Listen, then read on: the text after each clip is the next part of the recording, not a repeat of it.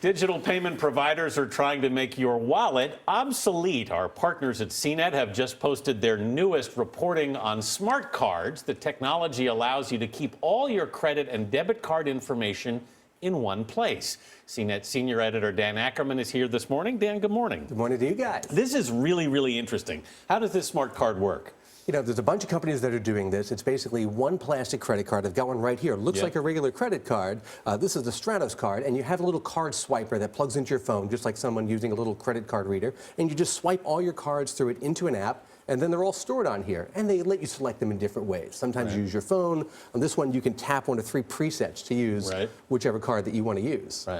Oh, wow. So how much does that thing cost? Because we'd have to buy that, and does it work on all phones? You have to buy the card itself. They're usually about $100. There's 3 or 4 different companies, and they all have slightly different pricing models, and all the cards have batteries in them, so eventually they're going to run down or need to be recharged. Most of them have iPhone apps. Most of them will have Android apps right now, so that covers at least a lot of people using phones. So I think one of the big concerns people have now about all of this is security. How secure are these smart cards? And people have that concern with anything kind of electronic payment related.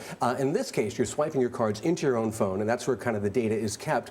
Just like Apple Pay, a lot of these cards will send kind of a temporary number to a vendor or somebody you're buying something from, and of course you don't have the card number on the card itself, so, you have a little bit of extra security that way. So it's more safe in effect. In a sense, because you give your card to like a waiter or somebody at the store, and they disappear with it, and they come back, and here there's no number on the card, there's no signature. There is a signature on the back, but there's no credit card number that somebody can just copy.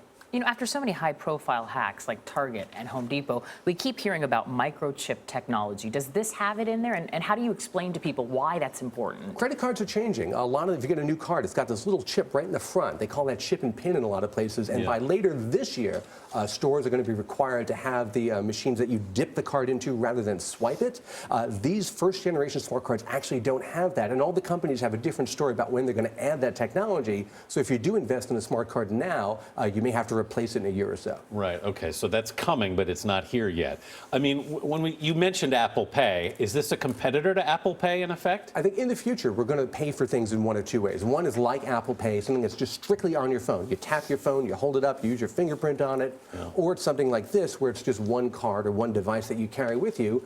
Apple Pay, I think, is very convenient, but you need to have an iPhone, and you need to be at the store that accepts Apple Pay, and that really cuts down for now on the number of places you can shop. It's about time. It would be so nice to get rid of so many clunky things. The most archaic thing we do now is carry around this little piece of folded leather in our pockets full of all these cards and bits of paper. I can't believe we're still doing that now in 2015. Dan Ackerman, thank you so much.